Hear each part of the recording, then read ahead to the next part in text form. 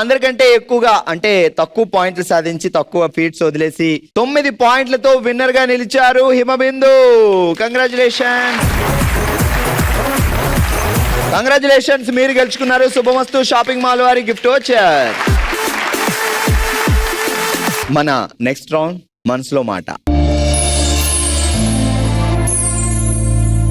తన మనసులో మాటని మనతో షేర్ చేసుకోవడానికి ఇప్పుడు మన ముందుకు వస్తున్నారు కరీమున్నీసా గారు.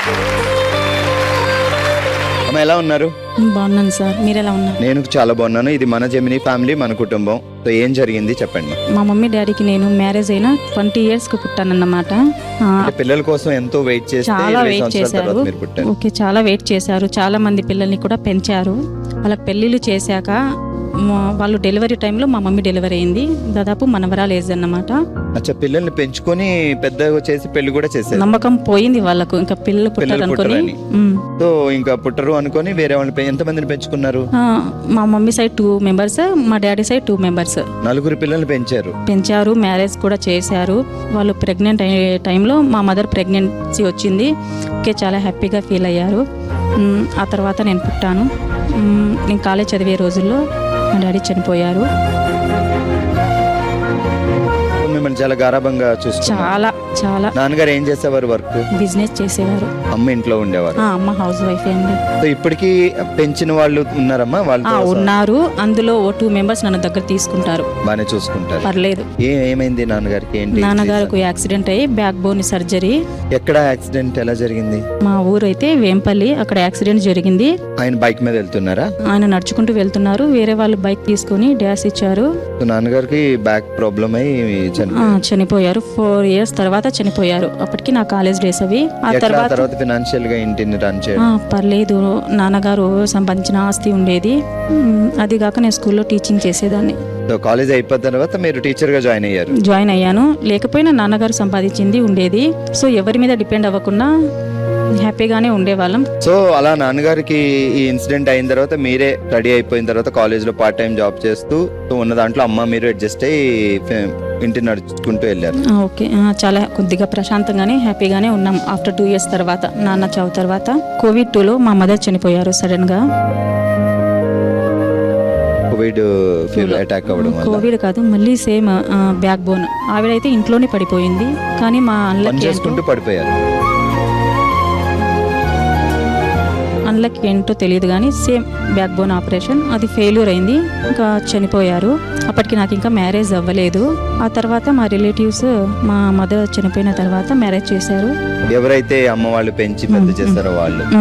అప్పటికి నేను డిప్రెషన్ లో ఉన్నానండి. అంటే నాన్న అమ్మ లేరు అనే డిప్రెషన్ డెఫినెట్ గా ఉంటుంది. ఆ తర్వాత ట్రీట్మెంట్ తీసుకున్నాను.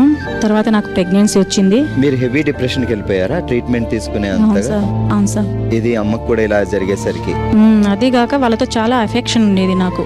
మదర్ అండ్ ఫాదర్ తో చాలా అఫెక్షన్ ఉండేది. వాళ్ళు లేకుండా అసలు నేను ఉండలేను అనుకున్నాను. ఉండాల్సి వచ్చింది. మా మదర్. మీరు ఈ డిప్రెషన్ లో ఉండగానే పెళ్లి చేసుకోవడం వల్ల మీ హస్బెండ్ కి ఏమైనా ప్రాబ్లం అయిందా? అంటే మీరు? లేదండి, లేదు. చెప్పారు ఇలా బాధలో ఉంది, ఇలా ట్రీట్మెంట్ తీసుకుంటుంది, మీకు ఇష్టమైతే చేసుకోండి అన్నారు. తను కూడా ఒప్పుకున్నాడు. తనకు కూడా పేరెంట్స్ లేరు. ఏం చేస్తారు ఆయన? ప్రెసెంట్ కువైట్ లో ఉన్నారు ఆయన. మరి మీరు వెళ్ళలేదమ్మా? లేదు సార్, ఆయనే వస్తుంటారు. ఇయర్లీ వన్స్ వస్తారు. ఇప్పుడు ఎలా ఉంది? అంతా సెట్ అయిందా? మా బాబు పుట్టాక సెట్ అయింది సార్. ఎందుకంటే మా మదర్ రంజాన్ లోనే చనిపోయారు. ఆఫ్టర్ 2 years నాకు ప్రెగ్నెన్సీ వచ్చింది. మా బాబు కూడా రంజాన్ లోనే పుట్టాడు. చనిపోయిన వాళ్ళు లేరు మన చుట్టూ భౌతికంగా అని ఫీల్ అవ్వకుండా మన పిల్లల్లోనే వాళ్ళు చూసుకుంటే వాళ్ళు మనతో పాటే ఉన్నట్టే.